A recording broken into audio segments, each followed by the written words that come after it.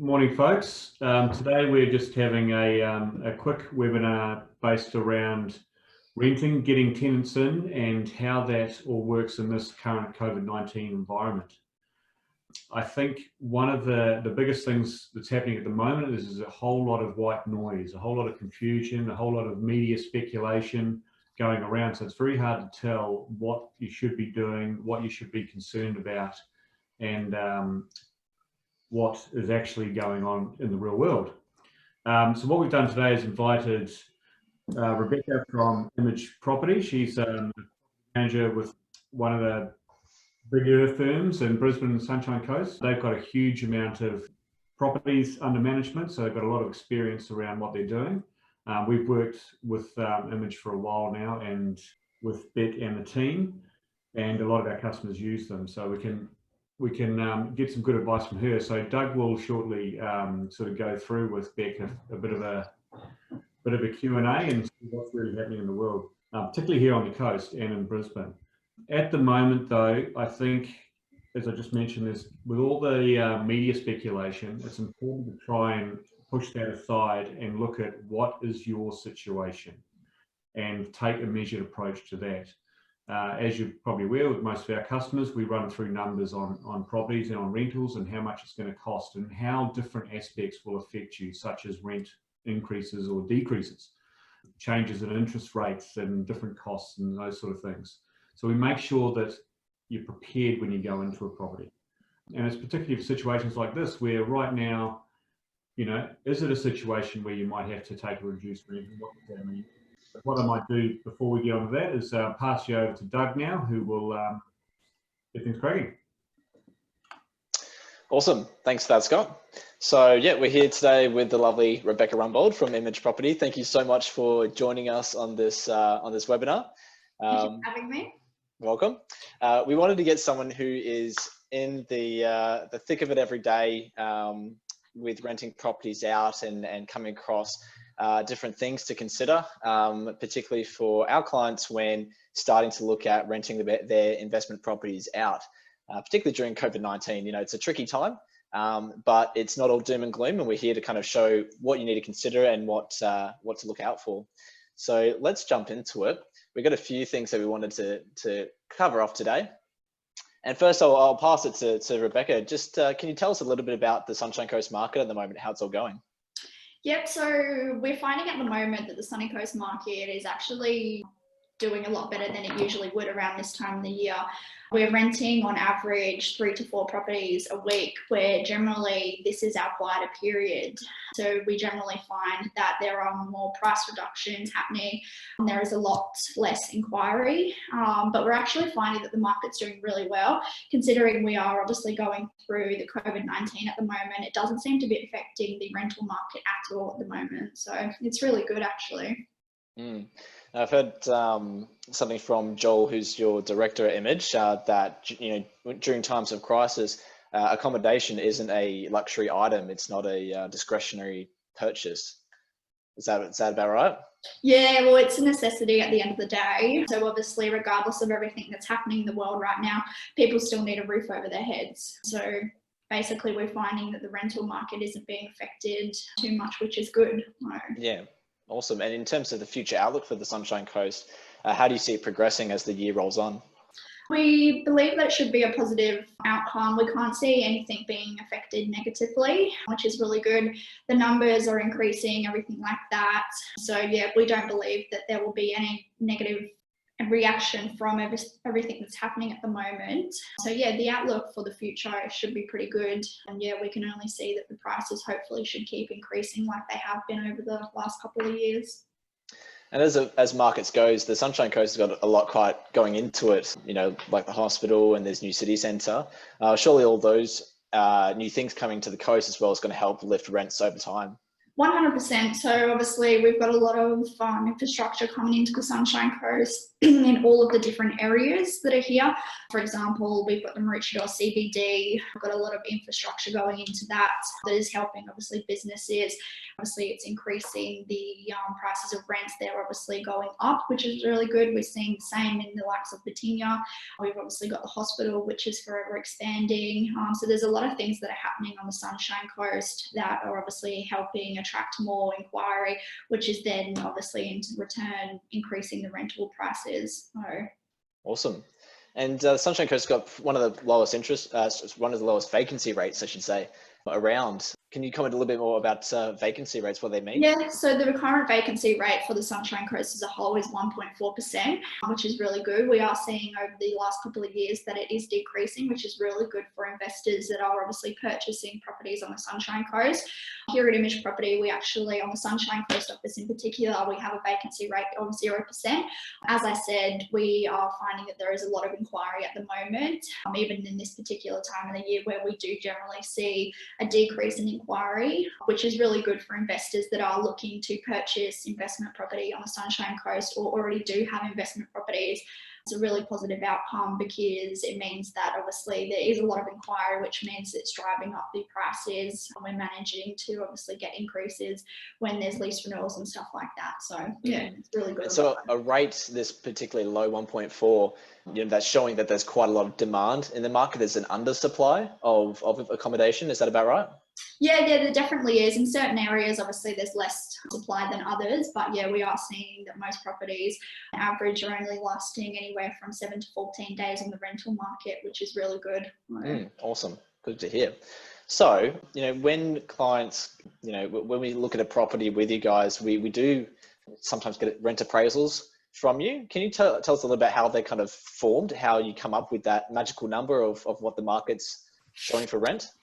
Yeah, definitely. So basically when we're doing rental appraisals, we're looking at a couple of different things. So obviously to best position yourself in the market, you want to know what particular properties that are similar to yours are obviously renting for, because obviously you want to look at the features that your particular investment property might have, which other properties might not have, which will obviously help increase that price that we may be able to achieve. So obviously, yeah, it's extremely valuable that you do obviously do that, so you have the correct numbers when you are obviously looking to invest. So what we're basically doing is looking at suburb reports to determine the vacancy rate, the stock levels that are in that particular suburb, what the median rent is in that area. And then there's a couple of different things you can look at specification wise in regards to the particular investment property that you're looking at purchasing. Obviously in regards to what features it's going to have, dishwashers and stuff like that is always going to help. So we're definitely looking at things that prospective tenants in that particular area are looking for, which is going to help obviously achieve that higher rental amount. So comparing apples with apples and seeing what a similar property to yours is achieving for rent right now, and that kind of fits where you put your range in. Yeah, that's exactly right.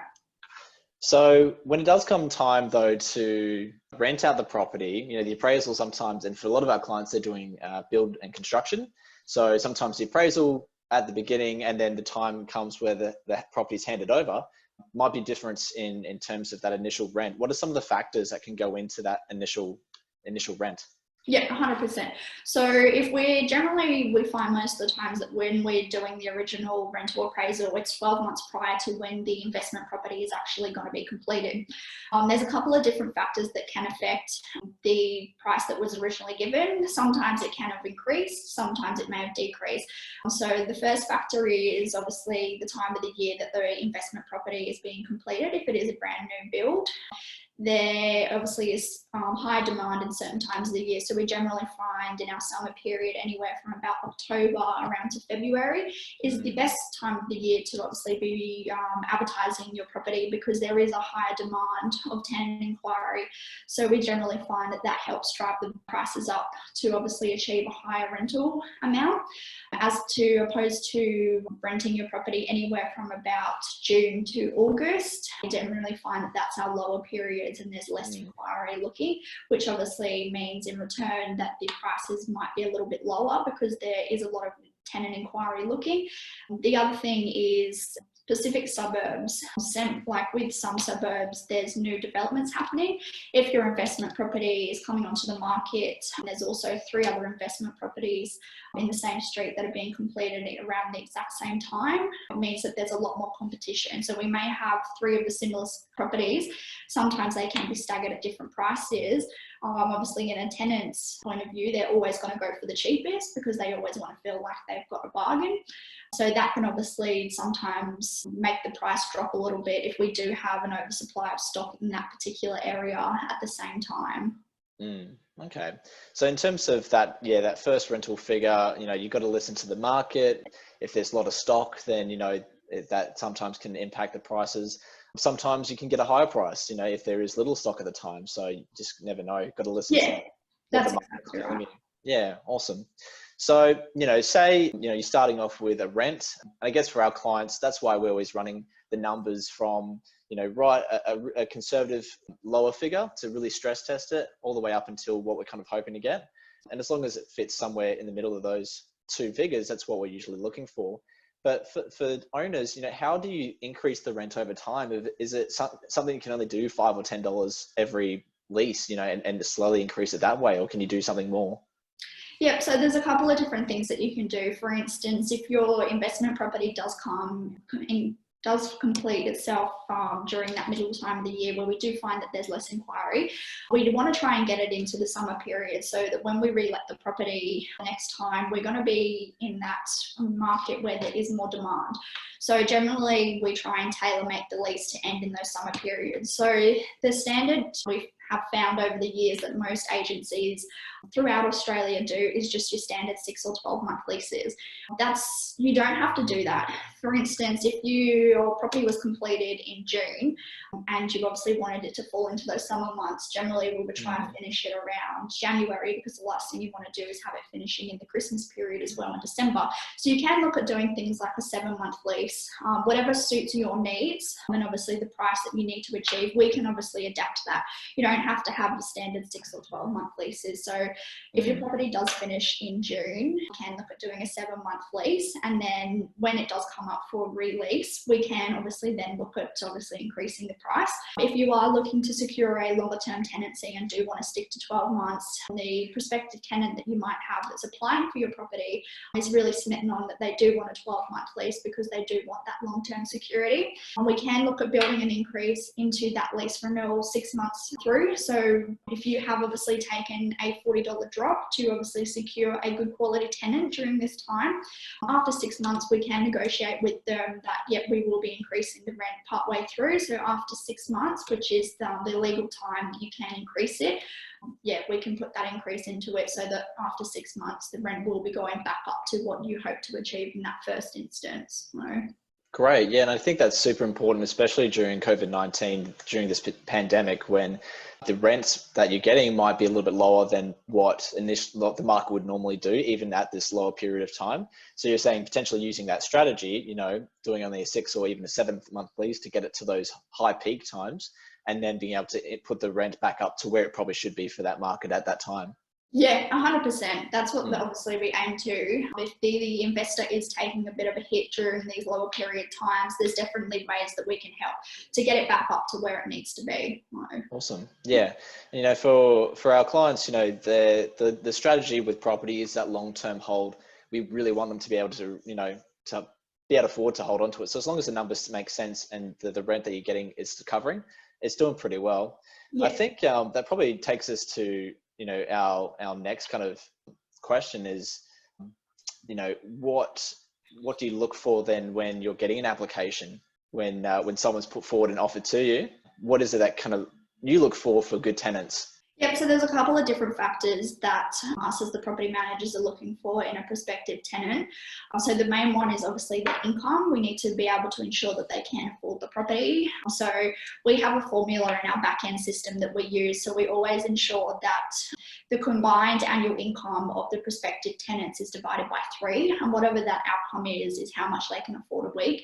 So if they are falling under what we obviously want them to have as a buffer, then obviously we will look to decline that application, because we have to take into consideration as well that most people these days have loans for other things. We've got electricity and obviously car loans and things like that. So we also have to take into consideration that. Also, a lot of people, sometimes we've found in the past, will disregard a lot of tenants that can be on Centrelink. We actually find that they're one of the most reliable tenants because they always have a secured income. In regards to the pandemic that we're going through right now, they're actually the ones that are most secure with their income and haven't been affected, because obviously they haven't been stood down and there's no effect to them with this pandemic. So I just wanted to make a point of that, because there is a lot of landlords that sometimes do have a concern with people on Centrelink, but we have found that obviously their income is quite secure. So yeah, that's one of the biggest things, is ensuring that the tenant can obviously afford the property. The next thing is ensuring that they have good references. So obviously the main one is the rental reference, making sure that if they're currently renting at the moment, they do have a good reference. So from their current property manager. Sometimes you will have tenants that obviously aren't renting, they have just sold their house or living with family. So there's a couple of different things that you can do. Obviously, if they have just sold their property, we'll contact the sales agent. Obviously, we do have a lot of good relationships with other agents on the coast, so they're generally quite upfront. They can show us photos that have been taken. So we know how obviously the current tenant that's applying for the property is presenting their property. So yeah, they're the main things that we're looking for, is income and their current references, to ensure that obviously they are going to maintain the property and obviously pay that rent on time. Yeah, awesome. And so, yeah, it's important to get a really solid tenant in there, because you don't want someone that is not good with paying their rent. So some tenants as well want to be able to have pets. Is pets something to avoid, or is that okay? What do you think in your opinion? Look, we always advise most of our landlords to advertise pets on application subject to owner's approval. 61% of the Sunshine Coast market in particular have pets. So if you can imagine advertising no pets, you're cutting out over 50% of the market that you could potentially attract to secure a good quality tenant in your investment property. We have obviously the standard lease agreement, and we also have a separate pet application that a tenant needs to fill out. We also get references from their current agency or neighbours if needed, if they aren't renting, to ensure that obviously the dogs aren't going to cause issues to either neighbours or anyone else that they could come into contact with. We always highly recommend to obviously consider looking at pets, because you may get an elderly couple that have a miniature dog that's not going to cause any issues at all and be long-term tenants, which is going to save you extra costs of reletting the property. So yeah, we always generally try to advertise as pets on application subject to owner's approval, because you are obviously opening yourself up to a lot more in the market. Yeah, and I guess the more people in the market, the more demand, the more competition there could be for that rent price. So a way to get top dollar sounds like advertise with pets, but also double check what pet it is, so it doesn't destroy the property. Yes. And on that note, the things can go wrong sometimes to tenants, and accidents and damage. Landlord's insurance is there. What kind of things does landlords kind of cover, and is it worth getting? Is it something that people should look at doing? Yeah, so we always 100% recommend that any investor who has an investment property gets landlord insurance. Obviously, generally, people will always have their building insurance. So landlord insurance is obviously different to that. So landlord insurance covers you for a couple of different things. So obviously there's accidental damage, malicious damage, but the big one that we have found over the years is obviously loss of rent. So there's a couple of different reasons why you may have loss of rent from a tenancy. One is obviously what we're going through right now, a pandemic. So you've got obviously people are being stood down, can't afford the property, therefore obviously landlords still need to pay their mortgage off. You've also got For instance, if there's a separation, sometimes we find that obviously there can be a loss of income if one tenant has moved out and the other one is trying to obviously secure another rental. So it's always good to have landlord insurance, just so you are always covered. God forbid if something does happen with the tenant situation, that you are covered. So yeah, we definitely recommend it for that extra insurance. Yeah, God forbid something does go wrong with the tenancy, that your building insurance won't generally cover. Yeah, got to protect the investment, got to protect the income coming in. That's all very important stuff, it sounds like. Yeah. Fantastic. Well, thanks, Beck, so much for all of your insights and experience. I think that will definitely go to help a lot of our clients with when they're approaching rent and how to understand the process a bit better, and some of the strategies involved with how to get the most out of their investment property and be able to get that top dollar rent that we always try to look for our clients. So the next part of our webinar today is just talking a little bit about the bigger picture. And so we're going to bring Scott back in and talk a little bit about how rent can impact, the amount of rent can impact the large picture here. So I'll pass it on to you, Scott.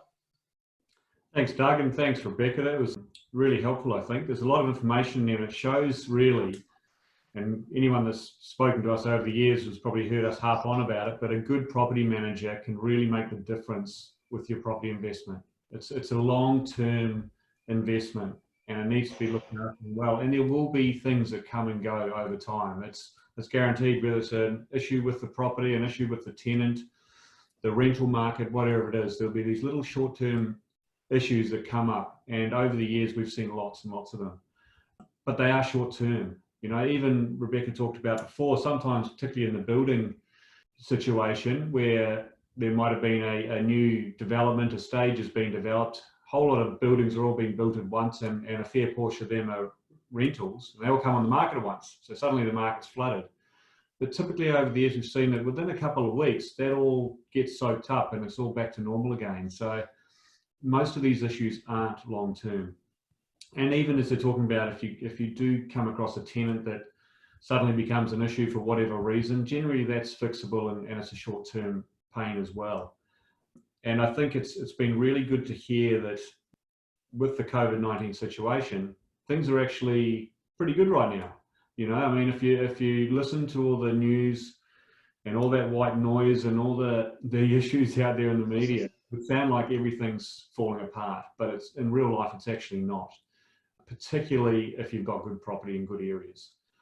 What I just wanted to sort of put in perspective here was that this is a long-term investment. And so what does the difference in rent actually mean to you? Anyone that's been through a property with us will know that we do numbers up front. It's all about getting the numbers right and then finding the property to suit that later. Doing that allows you to make sure that if you do come across any hurdles, how's the effect going to be? This table here that we've got up shows an example of a $650,000 investment property. That's just probably, these days, it's probably a middle of the road sort of property in a pretty good area. Typical rent on that might be $550 per week currently. Could be a little bit higher in a good market, but let's just say in this market, it's probably $550 per week. With all the numbers that we've run, we work out all the tax depreciation and all the losses you can claim against your income, etc. That property actually ends up being a surplus and making $79 a week for someone on this sort of around about 120 grand income. So a middle tax bracket there. The difference, if you had to take $50 a week less, so you only took 500 per week, isn't as bad as it sounds. I mean, even if you had no tax to claim, it's $2,600 a year. You know, so it's not a huge call. But with the tax losses, it's actually brings it down to only $1,400 per year. So it's not a huge amount anyway. It's not breaking the bank. It's not like the mortgage isn't being paid. In fact, the property is still making money. It's still making $52 per week. Even if we took $100 off, so it was $450 per week rent, the property is still making $26 per week. You know, so that's why we do the numbers. That's why we pick the right properties in the right areas, so that these numbers work out. It can be very different with the wrong property in the wrong area, by the way, so it's important to get this right. But it just shows the effect isn't really it's not sort of life threatening. It's not going to break you if you've got the right strategy in place and the right property. And then, of course, if you've got the right property manager, you need to work with your property manager to work that rent up, as Rebecca's just talked about. There's plenty of strategies out there to be able to slowly get that $50 back over time. It's important to note too that, you know, if you're waiting for that $550 per week and don't want to accept anything less, for every week that you leave it vacant, rather than taking 500, for example, it's going to take you 11 weeks to be in the same position if you took the 500. So it's, you know, it's a lot of people get worried about small amounts really. So you just got to be careful not to sort of, you know, shoot yourself in the ankle to when you're trying to make a decent investment decision. I think also it's worth looking at that one of the main reasons we're getting into property is for the capital growth. And so as long as the property is being looked after, and in this case, we're seeing it's surplus all the way, even with $100 less. As long as it's being looked after and you can get through these periods, then it's not costing you anything. It's not affecting anything else going on in your life. So it's important to remember these things. I mean, even if it did cost you $5,200 a year, every year for the next 10 years, that's $52,000. You've got to think how many years would it take for the property to increase in value by 52 grand to be in a better position. And it's not going to be too many, right? So I think the lesson here, I guess, if there is one, is just don't panic with the short-term stuff. If you're a client, come and talk to us about how it affect you. Speak to your property manager about strategies to get through. But just remember, it is a short-term issue, and it will come out well. I think that's probably the end of the lesson. So we do have the floor now for questions and answers. I think it is just us for here in the webinar today. But if there is anyone out there that has some questions, please feel free to email Scott and myself. I've got doug@wealthmed.com.au, scott@wealthmed.com.au, or even info@wealthmed.com.au, and we'll definitely be able to look into it. Thank you, Rebecca, for joining the webinar today. It was really insightful, and I hope our clients are able to get a lot out of this. I know I did. Thanks, guys. Well, we'll end it for today, but thanks for joining the webinar, and we'll see you next time.